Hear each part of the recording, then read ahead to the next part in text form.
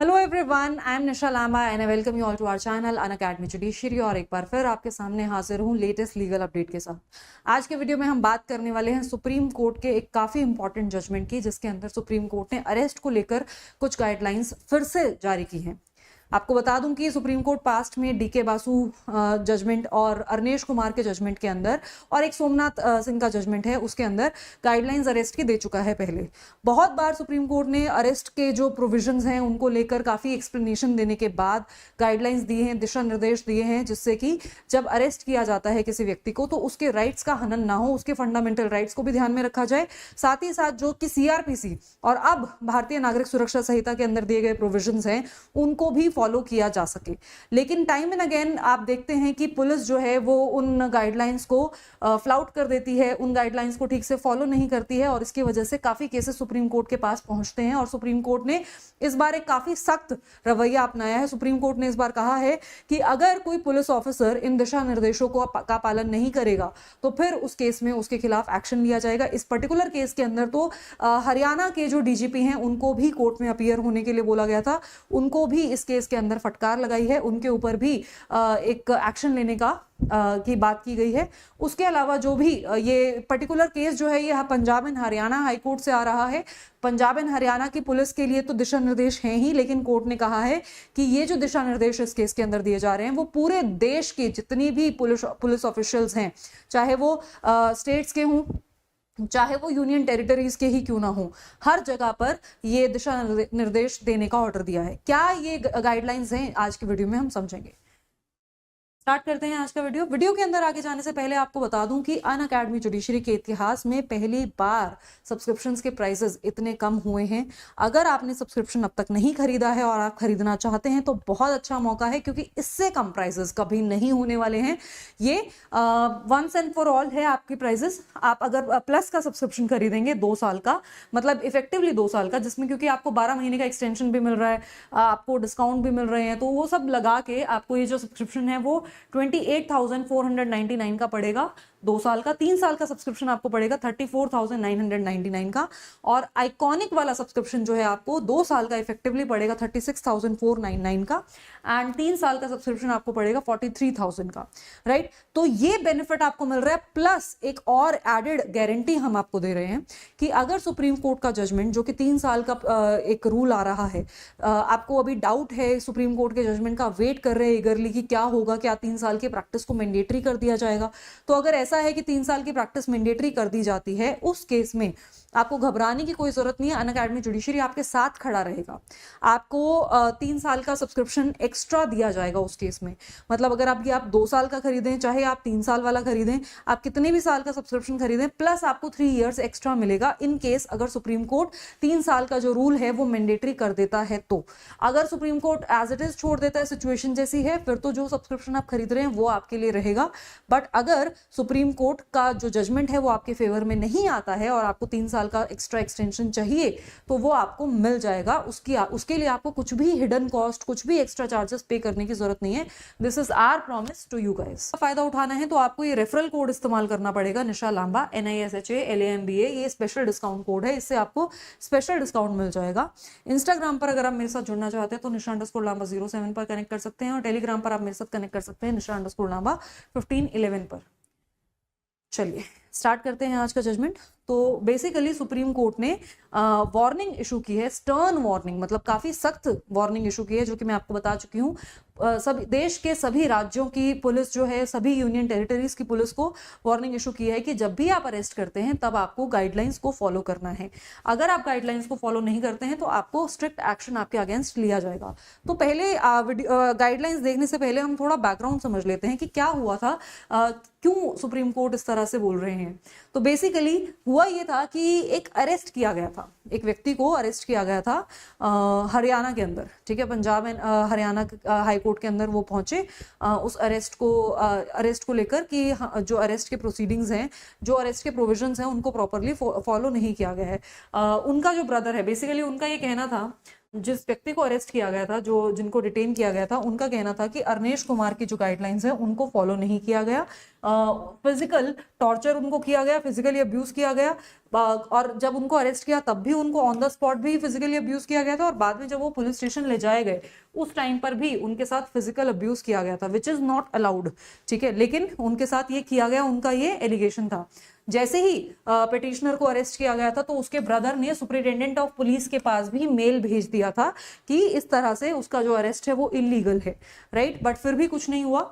उसके बाद police officials को जब पता चला कि उनके खिलाफ मेल सुपरिटेंडेंट के पास जा चुका है, मतलब एसपी के पास मेल जा चुका है पुलिस ऑफिसर्स के खिलाफ, तो वो इस बात पे और ज्यादा गुस्सा हो गए और उन्होंने बाद में उसको और ज्यादा फिजिकली असॉल्ट किया कि अच्छा हमारी कंप्लेन करोगे तो अब लो, और ज्यादा उनको फिजिकली असॉल्ट किया गया। साथ ही ये भी इस केस के अंदर बताया गया कि एफआईआर पहले रजिस्टर नहीं हुई थी, एफआईआर बाद में रजिस्टर हुई। मतलब पहले व्यक्ति को अरेस्ट किया गया, उसके 2 घंटे बाद एफआईआर उसके खिलाफ रजिस्टर की गई। तो ऐसा नहीं है कि उनके खिलाफ एफआईआर थी और फिर अरेस्ट करने पहुंचे, नहीं, इस केस में, पर्टिकुलर केस में एफआईआर रजिस्टर ही नहीं हुई थी। पहले वो उसको अरेस्ट करके लेकर आए और बाद में उसके खिलाफ एफआईआर रजिस्टर की है, राइट। तो इसमें पंजाब एंड हरियाणा हाईकोर्ट के सामने जब वो पहुंचे तो पंजाब एंड हरियाणा हाईकोर्ट ने इनका जो मामला है उसको रद्द कर दिया। पंजाब एंड हरियाणा हाईकोर्ट ने कहा यहाँ पर कंटेम्प्ट का कोई मामला नहीं है, पुलिस ने कोई कंटेम्प्ट नहीं किया है और इस वजह से आपकी जो पिटिशन है उसको रद्द कर दिया है। 2023 की बात है।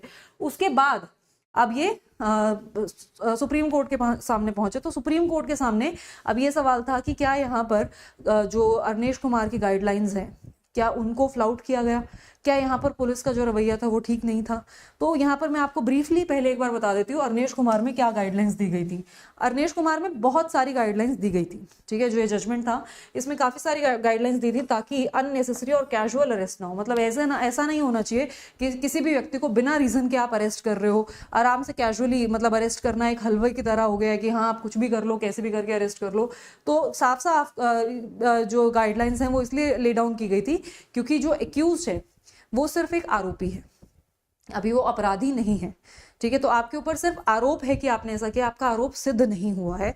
इस वजह से आपके भी कुछ राइट्स हैं, आपका right to life, right to liberty अगर हैम्पर किया जा रहा है तो भी आपको राइट्स इंश्योर किए जाएंगे, आपको ग्राउंड्स बताए जाएंगे आपके अरेस्ट के। हर केस में आपको अरेस्ट भी नहीं किया जाएगा, अरेस्ट करने के लिए भी ग्राउंड्स होते हैं कि कहाँ कहाँ अरेस्ट किया जा सकता है। तो कोर्ट ने इस केस में साफ साफ ये कहा कि अगर कोई ऐसा अपराध का चार्ज लगा है जहां पर 7 साल से कम की सजा वाले अपराध, मतलब ऐसे अपराध जिनकी सजा अगर हो भी जाए तो 7 साल से ज्यादा की नहीं होगी, तो उस केस में अरेस्ट ऐसा नहीं होना चाहिए कि अरेस्ट कर ही लो, ठीक है।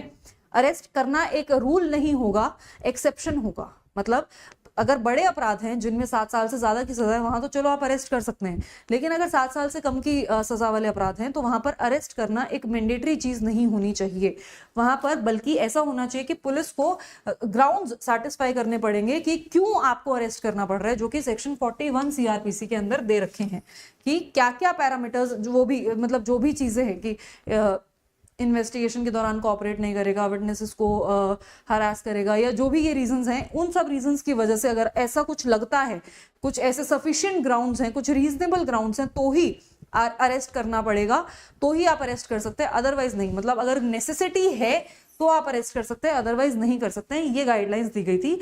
तो उसके लिए कोर्ट को उसके लिए पुलिस को रीजंस देने पड़ेंगे, रीजंस एस्टैब्लिश करने पड़ेंगे कि ये कारण है। ऐसे नहीं कि हर केस में आपने लिख दिया हाँ 41 के रीजंस मीट हो रहे हैं और हमने अरेस्ट कर लिया, नहीं, आपको बताना पड़ेगा कि क्या कारण है जिसकी वजह से आपको लगता है कि यहाँ पर अरेस्ट मैंडेटरी है और अरेस्ट करना पड़ेगा, तो वो आपको लिखना पड़ेगा। तो मतलब एक तरह से जवाबदेही पुलिस ऑफिसर्स को दी गई, मतलब पुलिस ऑफिसर्स के ऊपर इम्पोज की गई थी कि आपको जवाब देना पड़ेगा, राइट।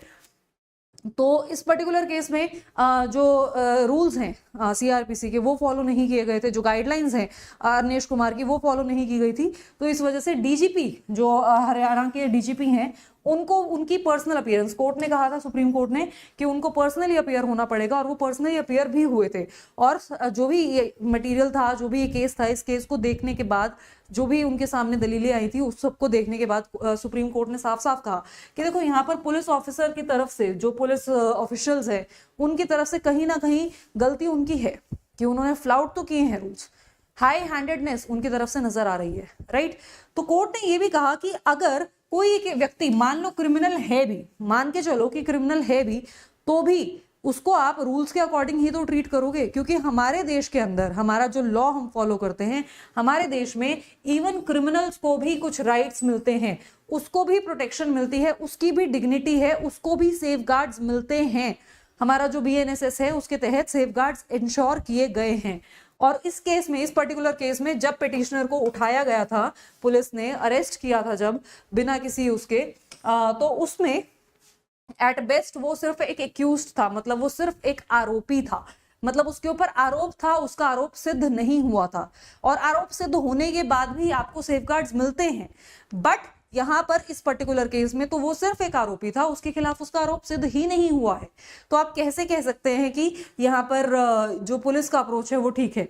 तो कोर्ट ने इसमें ये कहा कि एक कॉमन मैन से तो एक्सपेक्ट किया जा सकता है कि वो अपनी लिमिट्स को लांघ जाए, मतलब कि जो लॉ ने उसके ऊपर कुछ ड्यूटी, कुछ उसके ऊपर रूल्स या गाइडलाइंस इंपोज की हैं, तो आम आदमी हो सकता है एक बार को ना जानता हो, लेकिन पुलिस ऑफिशियल्स जो कि लॉ एनफोर्समेंट एजेंसी के पार्ट है, जिनको लॉ पता होना चाहिए, अगर वो भी ऐसा करेंगे तो फिर क्या होगा? तो इस वजह से यहाँ पर पुलिस ऑफिशियल्स को बिल्कुल भी माफ नहीं किया जाएगा, बिल्कुल भी एक्सक्यूज नहीं किया जाएगा, उनसे ये उम्मीद नहीं लगाई जा सकती है, राइट? तो पुलिस जो कोर्ट है, कोर्ट ने यहाँ पर कंसर्न्ड पुलिस ऑफिसर्स को कॉशन किया, उनको वार्निंग दी कि अभी तो हम चेतावनी देकर छोड़ रहे हैं, लेकिन आगे से फ्यूचर में आपको ध्यान रखना है, ठीक है? साथ ही DGP को भी बोला गया कि आपको ध्यान रखना है कि इस तरह के जो अकरेंसेज हैं आपके स्टेट के अंदर, आपके राज्य के अंदर, इस तरह के जो मामले हैं इस तरह से दोबारा ना आए, ठीक है?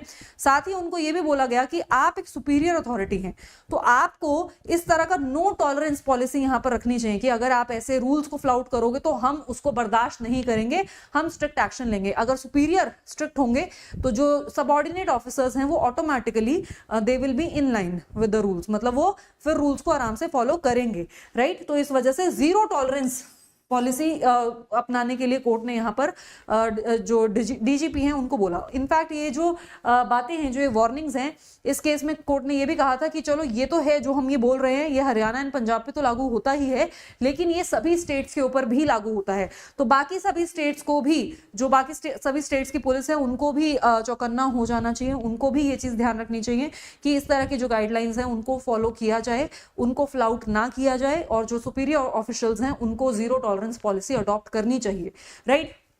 साथ ही कोर्ट ने यह कहा कि जो पुलिस है उसका बहुत बड़ा रोल प्ले करती है पुलिस, मतलब जो स्टेट की एक पूरा एक स्ट्रक्चर है उसके अंदर पुलिस का काफी इंपॉर्टेंट रोल है, मतलब जो हमारा समाज है उसकी सेफ्टी, उसकी सिक्योरिटी के अंदर पुलिस का एक अहम किरदार है, राइट? और अगर पुलिस जो है वो ही लॉ को फ्लाउट करेगी, वो ही गाइडलाइंस को फ्लाउट करेगी, तो फिर समाज का सेफ्टी और सिक्योरिटी के ऊपर से भरोसा उठ जाएगा, ठीक है? वो जो हमारा ये पूरा एक स्ट्रक्चर बना हुआ है, जो हमारा स्टेट का अपैरेटस है, उसके ऊपर से भरोसा उठ जाएगा। तो बहुत जरूरी है कि जो हमारे इंडिविजुअल्स हैं, जो लोग हैं, वो पुलिस के अंदर विश्वास करें, ठीक है? उनको पुलिस के अंदर विश्वास हो, मतलब सोसाइटी को भी और इंडिविजुअल्स को भी कॉन्फिडेंस हो कि हाँ पुलिस हमें बचा लेगी, हमें सेव कर लेगी। तो वो कब होगा? जब आप रूल्स को फॉलो करेंगे, राइट? और कोर्ट ने यहाँ पर चेकलिस्ट की भी बात की कि अगर आप ये कहते हैं कि आप सेक्शन 41 कैपिटल ए की जो चेकलिस्ट दे रखी है हम उसको फॉलो कर रहे हैं, राइट? मतलब चेकलिस्ट एज इन कि आपको एक लिस्ट दे रखी है कि हाँ ये हमने कर दिया, ग्राउंड्स बता दिए और मेमो इशू कर दिया, ये सब, ये सारी की सारी चीजें आपने एक चेकलिस्ट बना दी, और वो चेकलिस्ट जो पुलिस है वो कोर्ट में पेश कर देती है कि हाँ देखो हमने ना सारे के सारे रूल्स को फॉलो किया है। तो कोर्ट ने इस केस में पर्टिकुलरली ये चीज क्लियर की कि चेकलिस्ट को हम बहुत ज्यादा इतना फेवर के साथ नहीं देखते, क्योंकि वो एक मैकेनिकल प्रोसेस है, वो एक फॉर्मेलिटी है कि हाँ मतलब हर केस में एक कागज की तरह आपको ये लगानी होती है, तो आपको टिक टिक टिक तो भरना है, वो तो कभी भी आप कैसे भी भर सकते हैं, राइट? तो इस वजह से कोर्ट ने यहाँ पर कहा this is merely a mechanical formality, और उसके ऊपर विश्वास करके हम ये नहीं मानेंगे कि आपने जो रूल्स हैं उनको फॉलो किया है। साथ ही यहाँ पर जुडिशियल मजिस्ट्रेट्स के लिए भी दिशा निर्देश जारी किए गए। कोर्ट ने यहाँ पर जो जुडिशियल मजिस्ट्रेट्स हैं उनको भी ये बात साफ साफ बोली कि जब आपके सामने चेकलिस्ट आती है तो ऐसे नहीं कि हाँ आपने भी रूटीन में उसको एक्सेप्ट कर लिया और मान लिया कि हाँ रूल्स फॉलो किए गए, उनको भी यहाँ पर अपना जुडिशियल माइंड अप्लाई करना है, वो भी ऐसे sleep they can not sleep ठीक है, वो इतना कैजुअली इन केसेस को नहीं सुन सकते हैं। अगर उनको लगता है कि अवनीश कुमार की गाइडलाइंस को फॉलो नहीं किया जा रहा है, डीके बासु की गाइडलाइंस को फॉलो नहीं किया जा रहा है, जो कॉन्स्टिट्यूशनल राइट्स हैं उनको फॉलो नहीं किया जा रहा है, तो फिर उस केस में एक्शन लिया जाना चाहिए उन पुलिस ऑफिशियल्स के अगेंस्ट जो रूल्स को फ्लाउट कर रहे हैं। साथ ही कोर्ट ने कहा कि 2024 के अंदर भी ऐसा हुआ था। 2024 में भी जजमेंट आया था Somnath versus state of Maharashtra का, सुप्रीम कोर्ट का, जिसमें सुप्रीम कोर्ट ने फिर से कहा था कि ये पुलिस ऑफिसर, मतलब उस टाइम पर भी कोर्ट ने इस बात के ऊपर एक तरह से चिंता जताई थी कि पुलिस ऑफिसर्स जो हैं वो अरेस्ट के जो प्रोसीडिंग्स हैं उनको, अरेस्ट के जो रूल्स हैं उनको फॉलो क्यों नहीं कर रहे हैं, उनको फॉलो करना चाहिए। साथ में रजिस्ट्री को भी ऑर्डर दिया गया कि जो ये सोमनाथ की गाइडलाइंस हैं, और सोमनाथ के अंदर क्या क्या कहा गया था, ये जो जजमेंट है इसमें डीके बासु की बात की गई थी, डीके बासु की गाइडलाइंस, डीके बासु की गाइडलाइंस को फॉलो करने के लिए कहा गया था। तो कोर्ट ने कहा कि सोमनाथ वाला जो गाइडलाइंस हैं उनको आगे फॉरवर्ड किया जाए, सभी राज्यों में सभी यूटी की जो पुलिस है उनको फॉलो किया जाए। तो ये जजमेंट काफ़ी इंपॉर्टेंट हो जाता है आपके लिए। जजमेंट का नाम है Vijaypal versus state of Haryana. इस जजमेंट को आप अपने नोट्स में लिख सकते हैं। चलिए अब बात कर लेते हैं अनअकैडमी जुडिशरी के सब्सक्रिप्शंस की। तो आपको यहाँ पर 3 तरह के सब्सक्रिप्शन मिलते हैं, एक है आपका प्लस, एक आइकॉनिक है और एक आइकॉनिक प्रो है। तो आइकॉनिक प्रो जो है वो अभी न्यूली लॉन्च्ड है। प्लस और आइकॉनिक में आपको जो फीचर्स मिलते हैं वो तो आपको आइकॉनिक प्रो के अंदर मिलते ही हैं, इसके अलावा आपको कुछ एडिशनल फीचर्स भी मिलते हैं, जैसे कि आपको मिलती है कंप्लीट करियर गाइडेंस, मतलब आपको कंप्लीट काउंसलिंग मिलेगी। अगर आप अपने करियर को लेकर कंफ्यूज हैं क्या करना चाहिए एंड ऑल दैट, तो वो आपको मिलेगा। 1-on-1 मेंटोरशिप आपको आपके मेंटोर से मिलेगी। आपके जो एजुकेटर्स हैं, फेवरेट एजुकेटर्स, वो भी आपके मेंटोर बन सकते हैं, वो आपको गाइड करेंगे हर चीज़ के लिए। साथ ही आपके यहाँ पर notes making, doubt solving, strategy calls, ये सब एजुकेटर्स के साथ होगा, राइट। तो आपको 1-on-1 जो अप्रोच होती है ना, कि मुझे मेरे इंडिविजुअल नीड्स कुछ और हैं जो कि शायद बाकी के क्लास के स्टूडेंट्स के साथ मैच नहीं करते, तो मुझे स्पेशली गाइडेंस चाहिए, तो वो आपको स्पेशल गाइडेंस भी मिल जाएगी। अनिल खन्ना सर का बैच ऑफलाइन स्टार्ट होने जा रहा है जुलाई के अंदर। अगर आप चाहें तो एनरोल कर सकते हैं, आपको अर्ली बर्ड ऑफर मिल जाएगा। और एक वर्धन बैच स्टार्ट होने जा रहा है। वर्धन बैच की क्लासेस 29 अप्रैल से स्टार्ट होंगी। ये सभी स्टेट्स के लिए होगा। इसमें कॉम्प्रिहेंसिवली सभी स्टेट्स की तैयारी कराई जाएगी। मैं इसमें स्टार्ट कर रही हूँ आपके साथ पॉक्सो। तो अगर आप मेरी क्लासेस लगाना चाहते हैं तो आप सब्सक्रिप्शन ले सकते हैं, आपको इस बैच का एक्सेस भी उसमें मिलेगा। एक और चीज़ आपको बता दूं कि जब आप सब्सक्रिप्शन खरीदते हैं तो आपको सभी बैचेस का एक्सेस मिलता है। You are not limited to just 1 batch. तो ये बैच, इसके अलावा जितने भी बैचेस हमने लॉन्च किए हैं उन सभी बैचेस का एक्सेस आपको मिल जाएगा। मिलते हैं आपसे अगले वीडियो में, तब तक के लिए गुड बाय।